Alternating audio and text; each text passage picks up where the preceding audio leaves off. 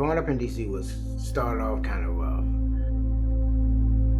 With all the pressure, it culminated to, unfortunately, me landing in prison, selling drugs to get by to make a living. And from that point on, it just spiraled out of control, and it was a repeated cycle pretty much all my life, until I reached to a point where that I wanted something better for myself. When I got out, my first job that I landed was working for Shake Shack. That's how I met Sabrina. I grew up in a house that I feel that my mom was pretty abusive. We all ended up point blank in foster homes. So we were just out there, 7 brothers, and me included. We were just like in different homes. I went back to school because I had dropped out. Got my GED in Santa Rosa. And from Oakland, California, I was working at a telecommunications company. The owners of the company came down and asked me if I would be interested in relocating to the East Coast. And I ended up in Shake Shack when it first opened up. I was like, God, new ground. I'm going over there and I'm gonna do what I need. So I went to Shake Shack. He says I was so busy in my marketing mode, that's what he calls it, that he said he was in the back practically doing jumping jacks. Like, you see me back here? I think you like, I like you. I think you're pretty back here. He says that I gave him no acknowledgement. One day I was standing outside there at the CVS. I had no reason to go to CVS, so I just walked into CVS like I was going to buy something and immediately turned back around. I acted like that I was just seeing her for the first time coming out of CVS, spoke to her, said hi, and it took off from there.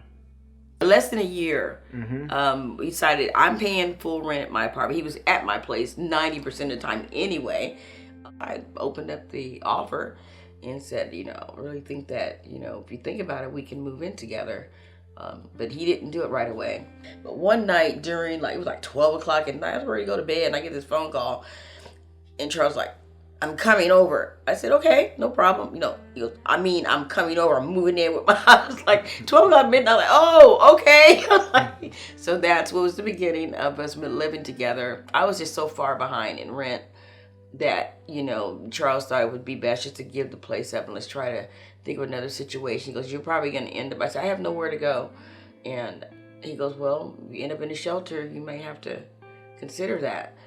So I didn't want to. He said, well, I'm going to go ahead and sign up and get into one because it's inevitable that we're going to lose a place and we both will be homeless. And it's better prepare ourselves for that. I made a commitment to her that we're going up. We're not going back down. I told her, let's just go into the shelter and I have your back. The decision to go to that type of housing, you can't take anything with you. So I remember the lady said, you don't take one suitcase. Charles, I love you for this. He helped come up with the money and help in the truck to go and move all my things out and put them in a storage. So I was relieved about that. And he kept telling me, Sabrina, it's going to be better. We're going to find housing. I was just adamant. My thing was to find housing, you got to have money. You got to have a place to go. You got to get approved. You got your credit checks. He goes, no, we're going to be okay. I didn't believe any of that until I met Rosa.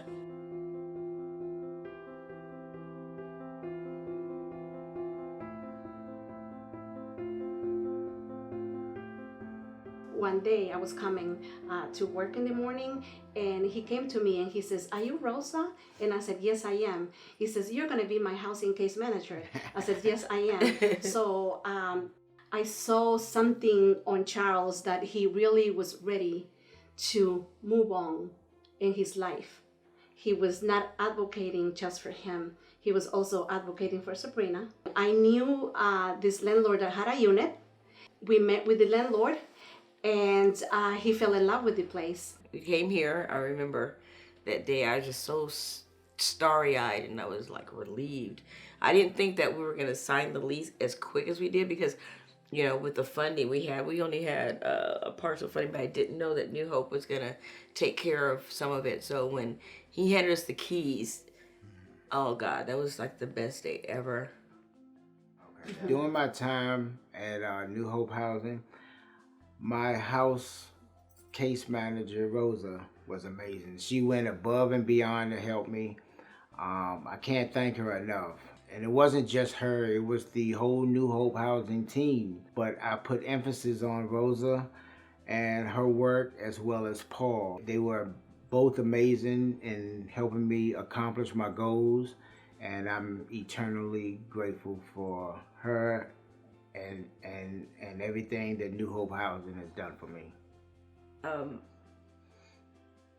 I'm just like, in awe of the fact that, we have our opportunity to live where we live right now because of New Hope Housing. They were just wonderful. When I was feeling down about just the whole process, and Rosa was here. I mean, her energy was like through the roof. She's like, "You guys did it. You're great. Come on!" And I just knew that it was going to happen. Also, I didn't expect her to continue to, be in our lives, and I just I'm just shocked that continue to get that type of support and treatment. I love New Hope Housing. And Rosa, and we have a strong commitment to continue a good life, and to make Rosa proud of us too. Love you. Yeah.